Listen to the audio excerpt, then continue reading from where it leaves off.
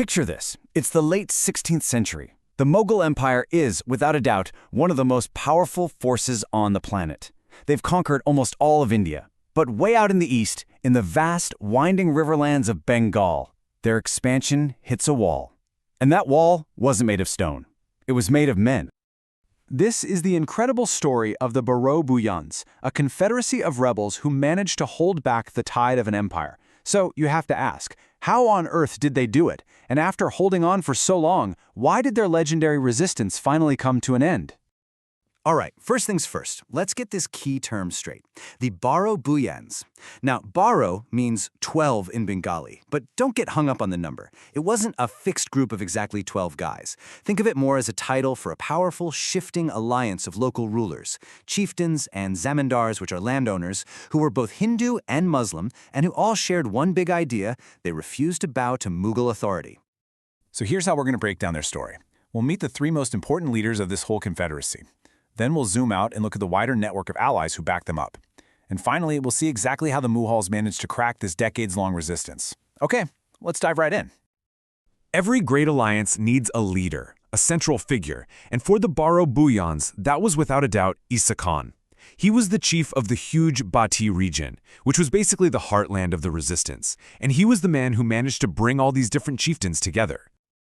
He called himself Masnad-i-Ala, which means the exalted throne, and he ruled from his capital at Soneragan. But his real power wasn't in titles or land. It was his leadership.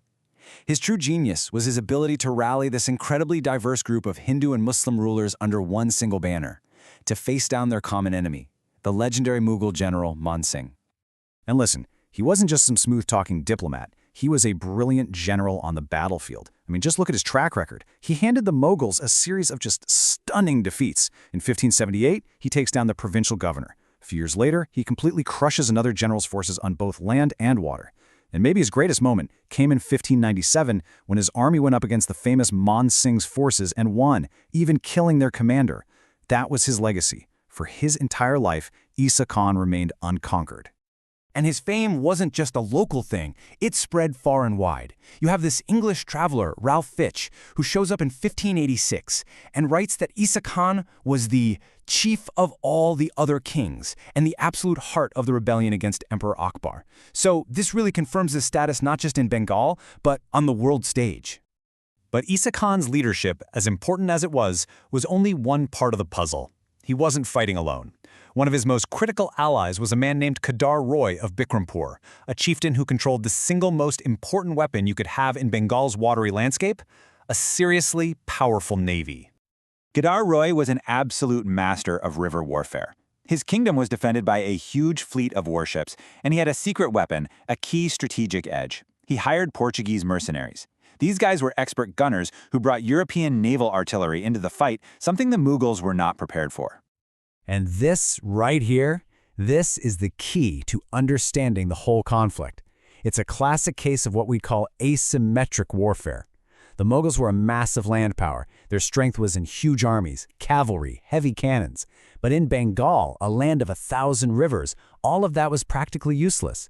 The Bhuiyans used these quick, agile warships to outmaneuver and dominate the Mughals, turning Bengal's geography into their greatest weapon.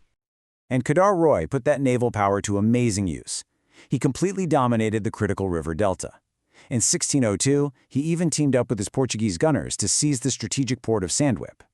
For years, he fought 4 separate, brutal wars against the Mughals.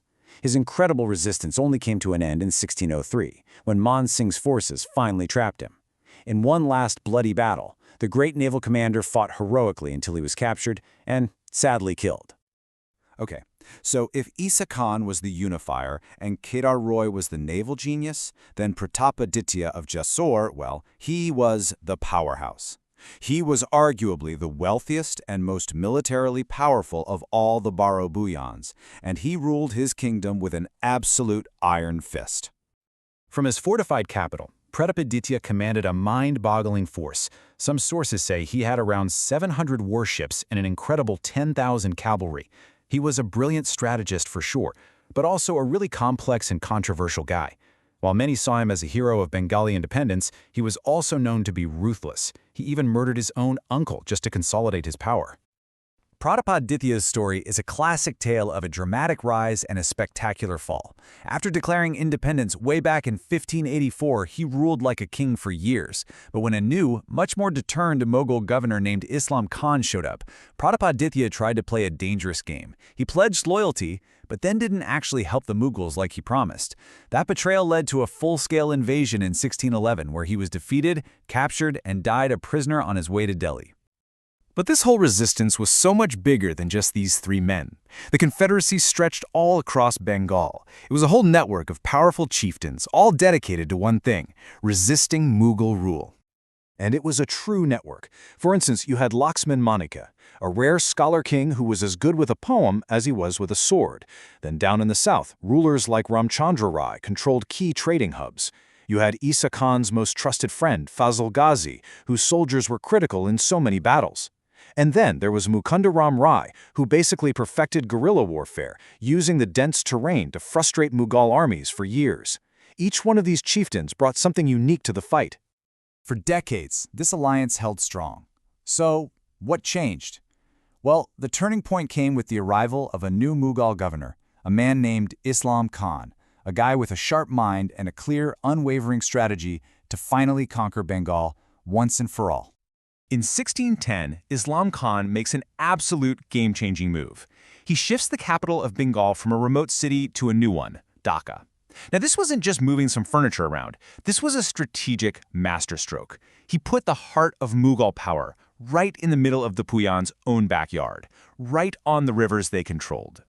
So the crucial point is this simple but devastatingly effective three-step strategy.